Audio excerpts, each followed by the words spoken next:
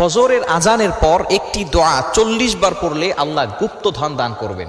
আল্লাহ তাআলা আপনাকে এমন সম্পদ দিবেন আপনি কল্পনাও করতে পারবেন না। আল্লামা ইবনে তাইমিয়া রাহমাতুল্লাহ আলাইহি এই আমলটির কথা জানিয়ে দিয়েছেন। খুবই চমৎকার একটি আমল। এই ফজরের আজানের সময় কিন্তু আসমানের সকল দরজাগুলো খুলে দেওয়া হয়। এটা কি আপনারা জানেন? আজানের সময় সকল আসমানের দরজাগুলো খুলে দেওয়া হয় এবং আজানের পরে ইকামতের আগে এই মধ্যবর্তী সময় কিন্তু আল্লাহ তাআলা বান্দার দোয়াগুলো কবুল করে নেন। আর দোয়া লা ইউরাদ্দু বাইনাল আযানি ওয়াল ইকামা, আযান এবং ইকামতের মাঝখানে যেই দোয়া করা হয় সেই দোয়া আল্লাহ তাআলা কখনো ফিরিয়ে দেন না। ফজরের নামাজ হচ্ছে কয় রাকাত? 4 রাকাত, 2 রাকাত সুন্নত, 2 রাকাত ফরজ। সুন্নতের পরে এবং ফরজের আগে মধ্যবর্তী সময় আপনি এই দোয়াটা 40 বার পড়বেন। দোয়াটি হচ্ছে ইয়া হাইয়ু ইয়া কাইয়ুম লা ইলাহা ইল্লা আনতা বিরহমাতিকা আস্তাগীথ। এই দোয়াটা আমরা অনেকে জানি না। ইয়া হাইয়ু ইয়া কাইয়ুম, আল্লাহ তাআলা 2টি গুণবাচক নাম।